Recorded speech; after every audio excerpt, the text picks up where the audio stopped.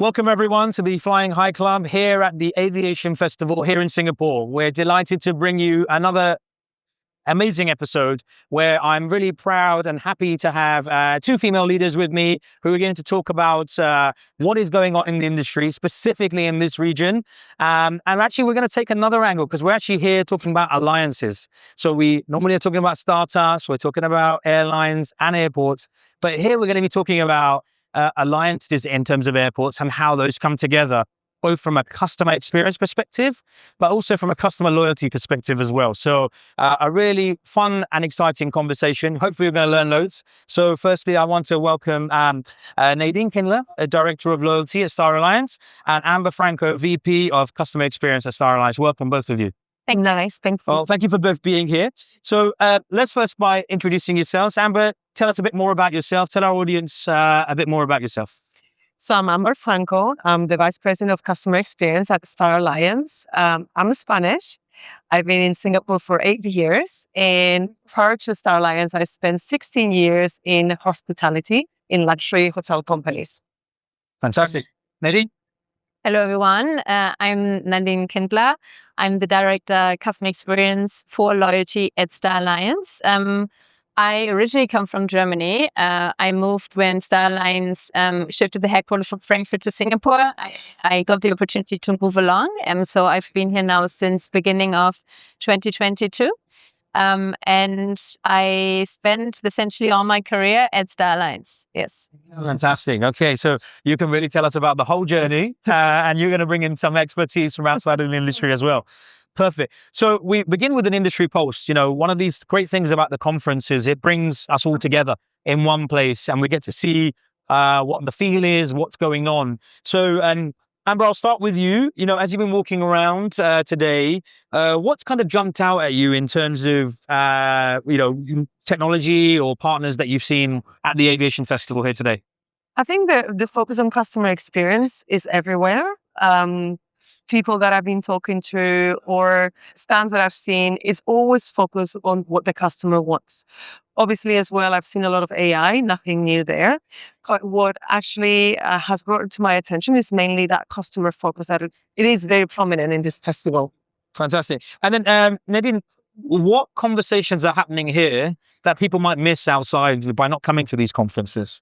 So some of the conversations happening here, I think, are maybe even conversations that happen in other industries. So you hear a lot the words personalization, AI as a technology that doesn't only impact aviation in the future, but I think everyone's daily life even. So naturally, it's one topic which is coming up in a lot of discussions, panels as well, to understand what are the real valuable use cases for AI in the aviation industry.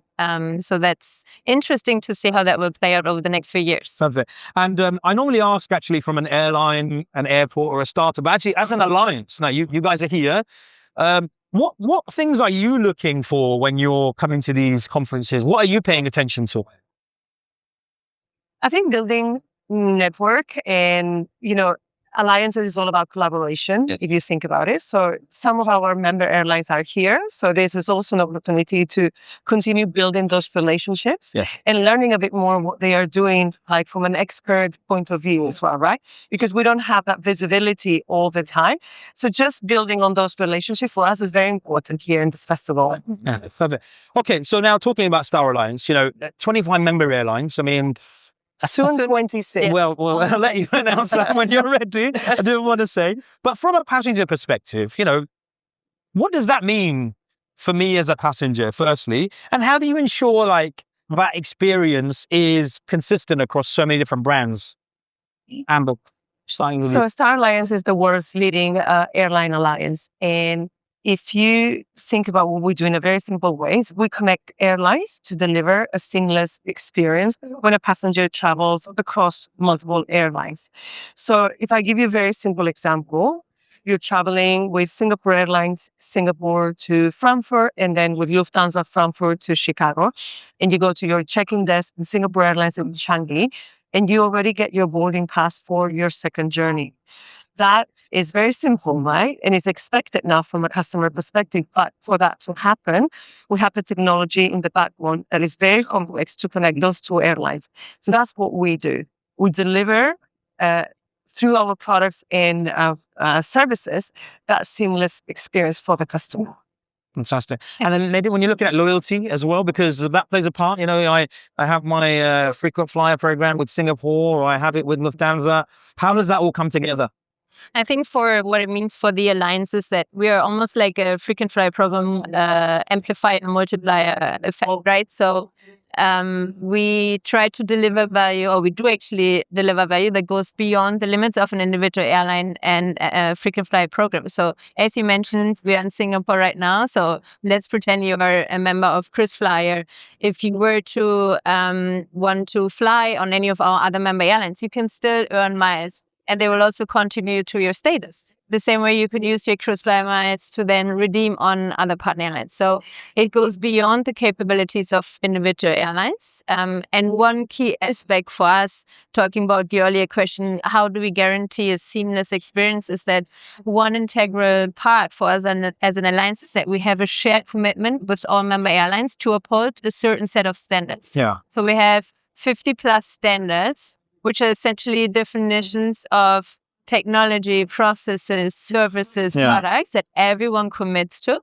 And one example is, for example, the Stallions World benefits. These are all standards, essentially, that even if you're a frequent flyer in one program, traveling on another airline with your status means you can be sure that you get the same set of privileges that have been agreed with accesses and services. Exactly. So maybe you say everyone has to have Wi-Fi. So, if I'm flying on Singapore, I know I get it here, but when I land, as you gave the example there in Frankfurt, that availability in the lounges there or whatever. So that's okay. Interesting. Great. I mean, we're going to delve into how that happens. I mean, coming from an airline myself, I know everyone's kind of sometimes single-minded about what they need to do, that they have their own KPIs, and it'd be interesting to see how you bring about those shared standards and shared vision. Fantastic. So where do you see the biggest opportunity today then, when we're talking about these, making things seamless for our travelers? So if I ask you, Amber, from a customer experience perspective, firstly. So we want to simplify the complex ecosystem that is already in alliances, right? So that is our goal, to make things even more easy for the customers, to make that seamless experience. We are really focused on enable seat selection. And that is one of the focus areas for this year. It has been also for the past years. And I think you're going to have to have this. Sorry, I think you're going to have to cut this. Can I just... Yeah, let's start again. So sorry. We'll take a pause. Huh? Yeah, that's okay. It's okay. Sorry. I'll ask the question again and we'll start again. Yeah? Sorry? Yeah? Just because of them? Okay, fine. Me? Yeah. Both. Okay. Yeah. Everyone. Okay. Yeah. All right. Take two. So Amber, we're just talking there about how you bring these airlines together. Where do you see the biggest opportunity today that Star Alliance can make the journey more seamless for our travelers? So we try to make things that are very complex easy, and that translates into an easier customer experience. So if I give you an example of a project that we're really focusing on, is enabling seat selection. So the example that I gave you, for example, you're traveling in 2 journeys. The fact that you can now, as a customer, select your seat, choose what you want to see, not just on the first part of the journey, but on the second journey as well, even if it's with another airline, that is a customer experience, right? Yeah. We give you the availability to choose and decide for yourself. At the same time, we're enabling another revenue stream for our member airlines. So that is a big focus for the Alliance in the next few years. I mean, that would be a game changer, isn't it? I mean, otherwise you're having to go to multiple websites or hoping that your ticket allows you to go, how frustrating can that be? So actually another benefit of flying with the same alliance will be something like that. Correct. That will definitely make a difference, I'm sure. Music to a lot of people's ears, I'm sure. Yeah. And we already enable 90% of our interline passengers with free seats, and we're just amplifying that into pay seats. Okay, fantastic. Okay, great. And then in terms of career paths, both of you now, I'm going to talk to you about. You've both had different journeys, as you mentioned in your introductions. How do you think they have shaped your experience today? I mean, Nadine, you're working in loyalty, but you're demonstrating a lot of loyalty with Star Alliance. So we'll start with you. Yeah. So how do you think that translates into what you do today? Yeah. Well, as you pointed out, I seem to be a very loyal person. I stayed with Star Alliance throughout, but I have assumed different roles during my years with Star Alliance. So I started off essentially my career path there. I initially was loyalty manager, then still staying always focused on customer experience. I then ventured more with focus on booking experience until I returned being loyal back to loyalty. I think for customer experience, while you then have different focus areas, I think one thing that always stays true with what I have realized is that you need to get the fundamentals right and really understand what is the customer need. We heard it, I think, even in previous panels here at the event that everyone always talks about the new shiny toys, which is important to drive innovation. But at the same time, you need to really understand what are the basic customer expectations and really deliver on those. If you clearly articulate your customer promise, make sure you also deliver on that promise. Yeah. And that's, I think, key, no matter where you look at customer experience. Yeah. Yes. And I guess you've seen that over the years evolve and develop as you've been here as well. Because you need to ask yourself that question again and again. You cannot just identify once what are the needs and expectations of customers, because as the environment, society, technology is changing, it also means customer needs are changing. So you have this ongoing cycle again and again. So my follow-up questions, coming from we're difficult people to work with. So how do you keep that motivation to keep asking and championing that customer experience and making sure people are following those standards? I think it's exciting because it means that you always need to adapt. Think we're not staying the same. You always have to question. You always have new projects to work on. I think that's the exciting part in the aviation industry overall.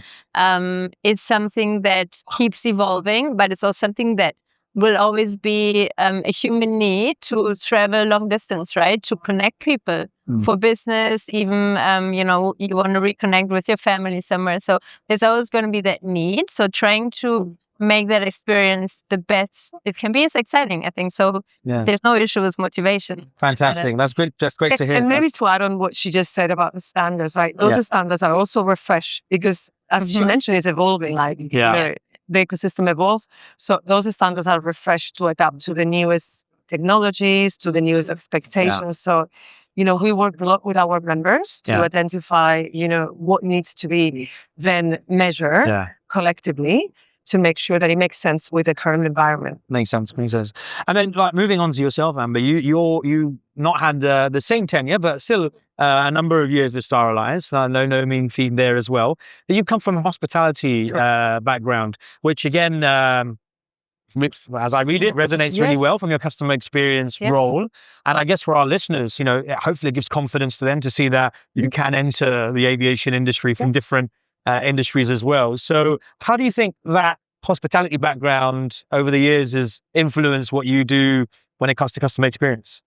I think hospitality is also very customer centric, if you think about it, right? And I work in luxury hospitality. So we overanalyze all the possible touch points to delight our guests, our customers, and so on. So the customer is actually the same customer that travels in airlines and that stays in the hotels. And they actually expect exactly the same. They just want their experience to be delightful and to be easy. So my experience in terms of customer centric, actually, I think it's been very easy to transition in that sense to aviation. Okay. And what lessons could the aviation industry take? I know we do take a lot. I see that I think of things like cleanliness on board. I think of a big one where standards have come across from places like hotels and hoteliers. But what kind of lessons do you think that the aviation industry could take further when it comes to looking at hospitality? I don't think the word is learn. I think aviation does many, many good things very well in terms of customer experience. I think things that maybe in hospitality they do a bit differently is that they overanalyze all the multiple touch points where they can influence and they can impact in the customer experience. Because if you think about it, normally in a hotel stay, they stay for like 3-4 days. So there are so many opportunities where you can have an impact on the customer, right? So we overanalyze specialize in hospitality. Yeah. I think in aviation is slightly different, but I guess the principle is the same, right? So try to have an impact in all the possible touch points for the customer. So be more obsessed with the customer. That's probably what we're saying here, right? So, which is a really valid point if you think, because I think in aviation, sometimes the process can come first because we know we have to do certain things. So actually, you're right. Maybe we do need to analyze those touch points to see, okay, this is how we do it today, but can we do it differently? And we see that today when it comes to, I think about biometrics, for example, that can change the dynamic of the touch point itself, or on arrival experiences as well. We know as well. So fantastic. Okay.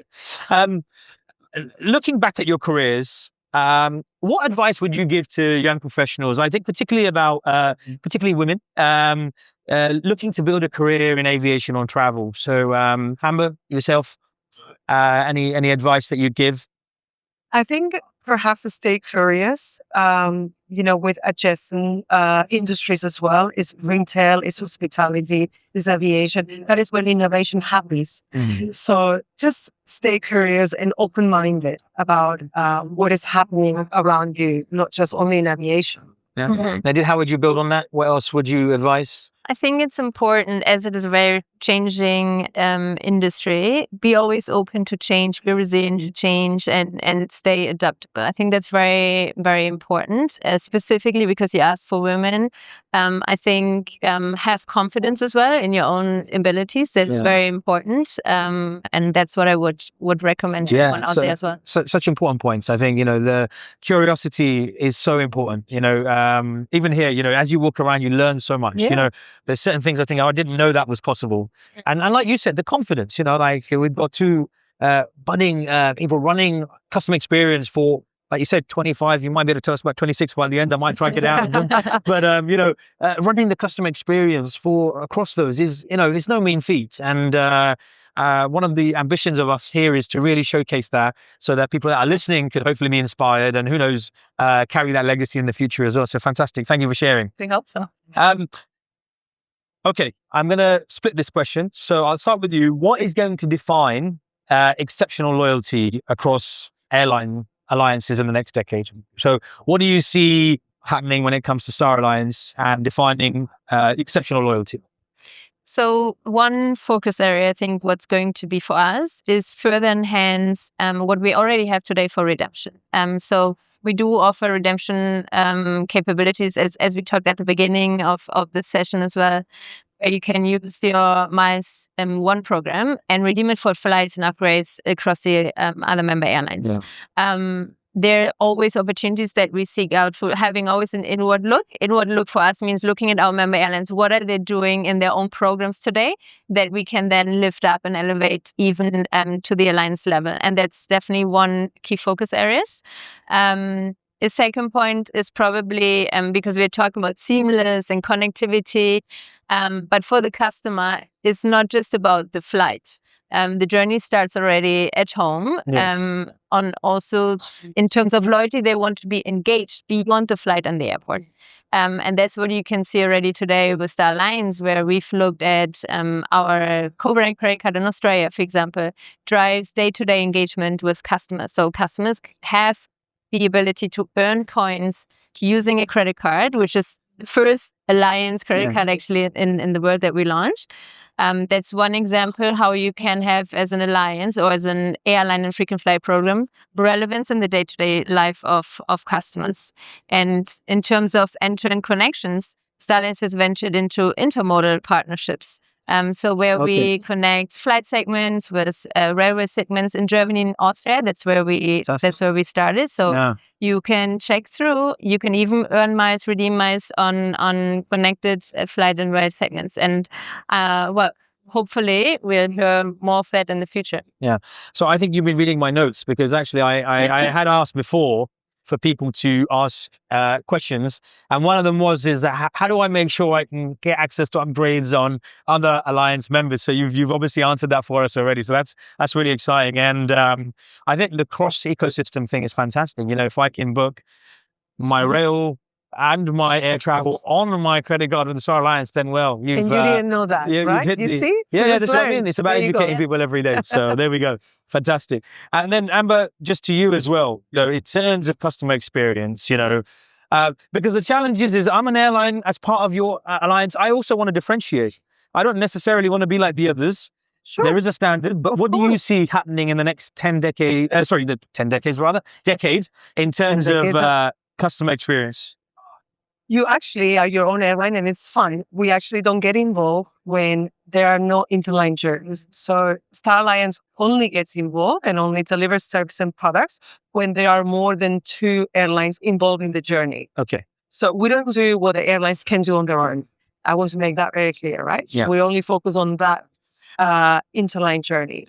So our vision for the next, not maybe 10 decades, but the next few years is to make that interline journey as close as an online journey as possible. So that when a traveler is booking their journey with United 2 flights or United Lufthansa, for example, there is no hesitation because the customer has the trust and the confidence that that experience is going to be the same as he was flying in the same airline. Yeah. So that is our goal. And we're doing everything, all the initiatives that we have going on is to make that gap closer and closer. Yeah. And an honest question, how do you go about collaborating with these other airlines? Because like I said, I'll have my own priorities. These are nice conversations. I understand I have to abide by standards as part of being part of the alliance. But, you have your agenda, I have mine. How do you bring that all together? Think about loyalty, for example. Yeah. I think for anyone who wants to work at airlines, people skills is very important. Knowing how to engage people. At the end of the day, as you said, each airline, they operate in their own markets. They have maybe different priorities and objectives, but that's the beauty where we bring everyone together, agreeing on common objectives, common initiatives. Mm-hmm. And as Amber said, we really try to stay out of their own lane, right? So if it's something that is concerning one specific airline, it's not our business. Where we all have the same interests, and that's where we then all agree, is we want to uplift the customer experience for those traveling across different airlines, or those having a frequent flyer program in one airline but traveling on another airline. Mm. And that's where we come in, facilitating discussions, bringing everyone together. But yeah, it all works only through a lot of communication, discussions, and engagement. Yeah. No, that makes absolute sense. And clearly, you're both doing a good job of it. So well done. Okay, now we're going to move on to a segment we call the flight path.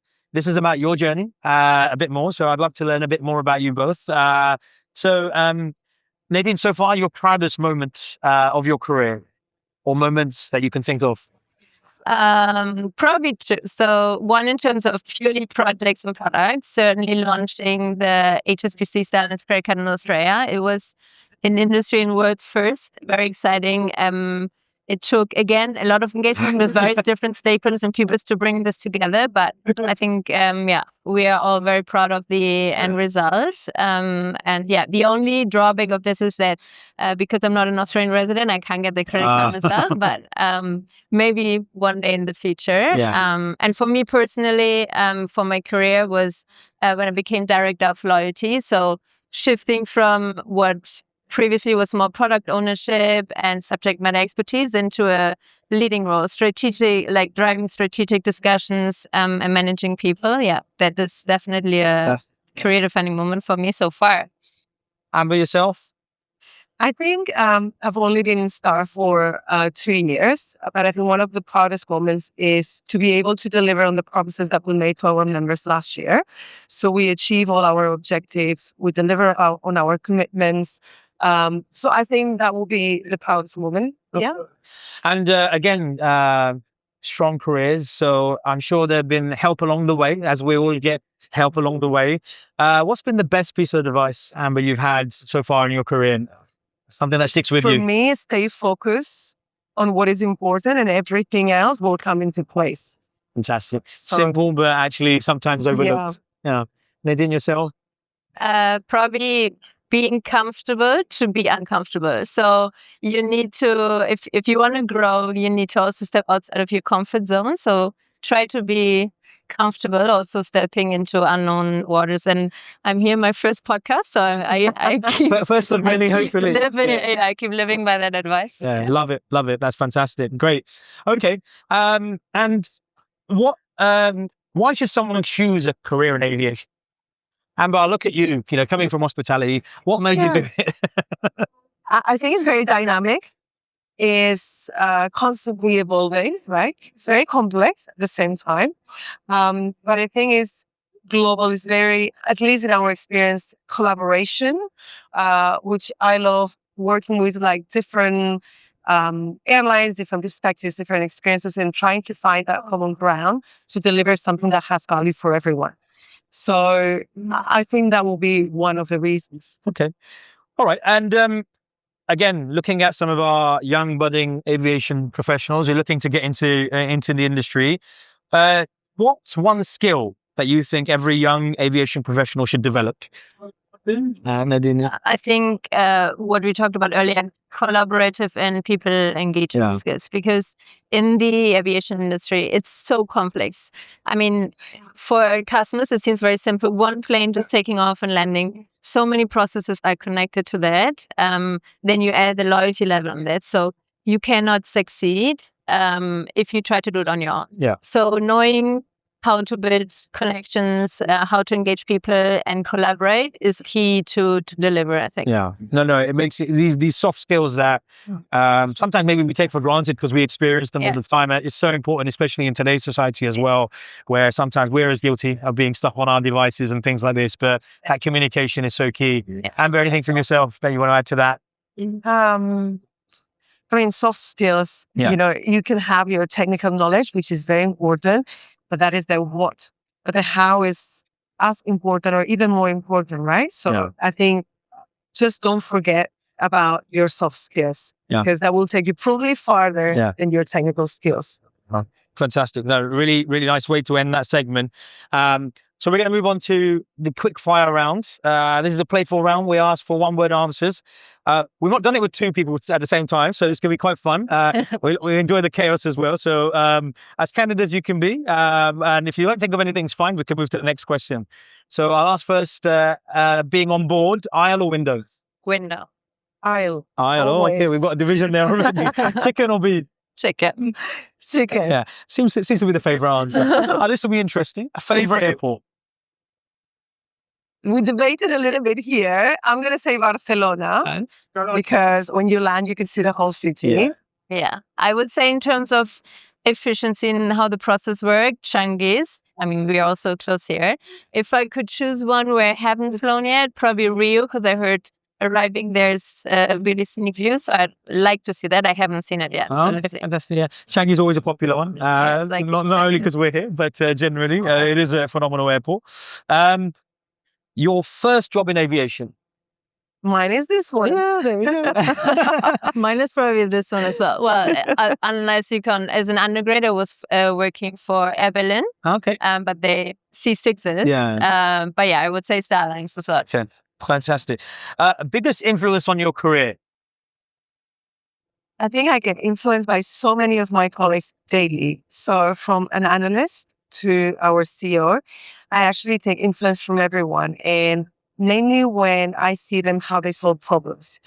I'm very passionate about strategic thinking and problem solving. So I learn from them everywhere. Yeah. So I will say that. Mm-hmm. For me, generally leaders where actions align with words as well. And also mentors along the way that really without any benefit on their terms invested time to help me grow and give me guidance. So that is much appreciated. Yeah. So important to role model the things you're saying, isn't it? Absolutely. Okay. Your earliest aviation memory?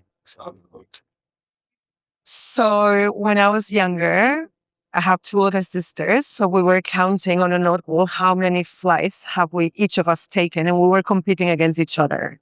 So that was the big thing for us. Yeah. How many flights were we taking? Fantastic. For me, probably, so my grandparents used to live right next to an airport. So remembering very clearly the noise of every starting and departing, arriving and starting airplane. That's probably my first aviation memory. Okay, fantastic. Okay, if you weren't in aviation today, what would you be doing? Something very different in my case, or something very specific. I would probably be a marine biologist. Wow, okay. Yeah, so not going in the industry that is taking the skies, but more going underground. Yeah. Fantastic. I think I will say I will continue in hospitality, but who knows? Who knows? But yeah, that will be a safe bet. Okay, all right. So, well, so look, you get to experience these lounges as well, but and also you travel. So, are you a lounge lizard or a last-minute dasher when you're traveling? Privately, I'm the last one in the Yeah. I think the same. I know when you do it so much, sometimes it's about just making sure you get through and get to the other side. Okay, fantastic. Okay, well, look, it's been a fantastic conversation. Thank you so much for taking time out. I know it's a busy schedule here. I'm sure you've got lots of other things to get on with as well. So it's been fantastic to hear more about Star Alliance and more about your careers. So thank you for being so open. It means a lot for us to hear, not only what you're doing today, but how you made that journey as well. And that will give a lot of confidence to those that are listening.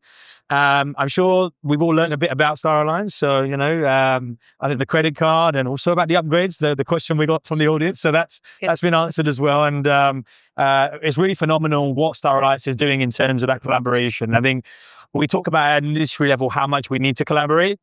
I sometimes controversially don't think we do it enough. And I think this is a great example of where it is working. So long may that continue. Just in terms of the landing on the podcast, we'd ask you if there's one thing our viewers should take away from this conversation. Amber, what would that be? Collaboration, to your point, right? I mean, in an alliance, you cannot survive if you don't collaborate. And actually, everything that we do it for our members. And our members, talking about members, so we are 25 airlines right now, but as of 1st of April, we're going to be 26 because ITA, the Italian airline, is coming and join us at the Star Alliance. There you go. Look, you've heard it here first. We'll probably get in trouble from the comms teams, but there we go. That's a nice little announcement that's out there as well. So, but no, long may the success continue. Like you said, it seems like there is a great foundation there, and long may that continue. Nadine, one thing that you'd like to take away? I hope the audience realize that it's really exciting to work in the industry, and I just invite everyone to come join us. I'm certainly hoping that I can spend a lot of more years here doing what I'm doing. Fantastic. Yeah, no, we wish the same. So a great way to end, like we say, collaboration. I think some really good insights around being, in terms of skills of staying curious, the ability to communicate with others, all things that we take for granted, but so important when you want to, not only in this industry, but any industry if you want to be successful. So again, thank you, ladies. I really, really appreciate your time. That's a wrap for us at the Flying High Club here at the Aviation Festival. Another episode done. Hopefully some really good insights for you. And with that, keep flying high.